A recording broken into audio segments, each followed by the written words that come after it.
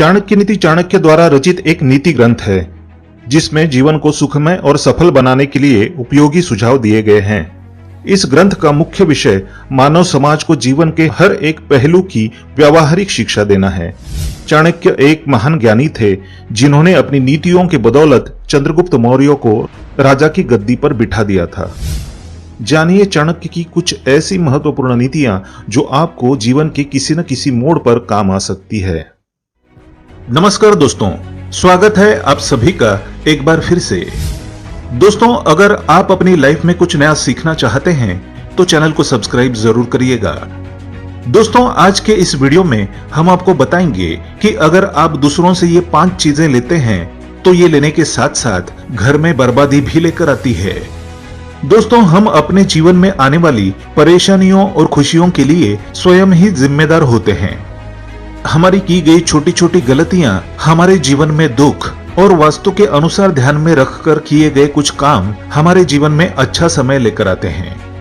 दोस्तों, आज हम यहाँ पर बात करेंगे उन लोगों की जो अक्सर दूसरों से चीजें मांगकर इस्तेमाल करते हैं या फिर उन्हें खुद की चीजें यूज करने के लिए दे देते हैं। साथ ही हम आपको ये बताएंगे ऐसी कुछ खास वस्तुएं कि जिन्हें हमें भूलकर भी ना तो दूसरों से लेना चाहिए और ना ही इन्हें किसी को देना चाहिए।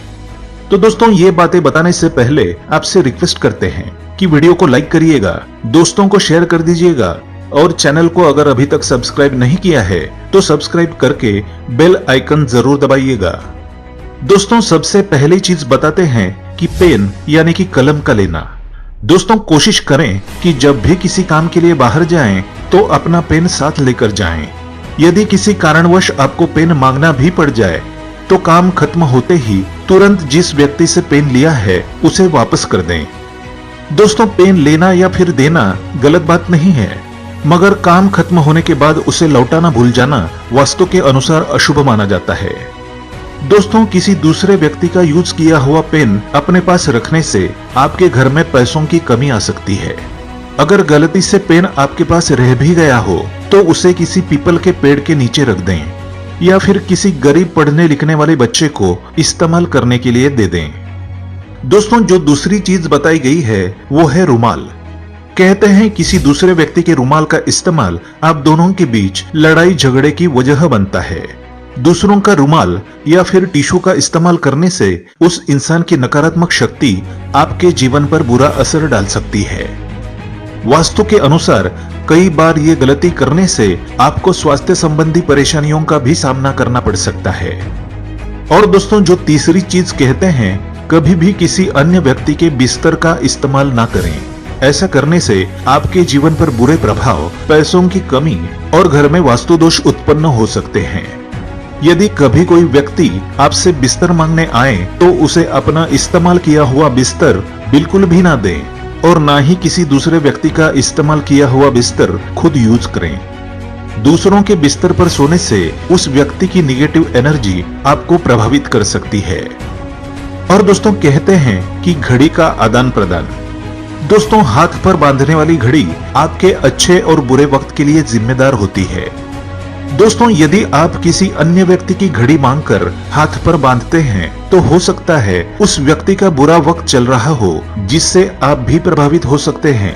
और यदि आप किसी व्यक्ति को अपनी घड़ी पहनने के लिए देते हैं तो हो सकता है आपका वक्त अच्छा चल रहा हो और ये अच्छा वक्त उसके पास चला जाए।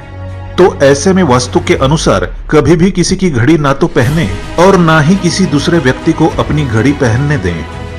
दोस्तों, कहते हैं कि पैसे का देना, जीवन में खर्चा अपनी जेब के हिसाब से ही करना चाहिए।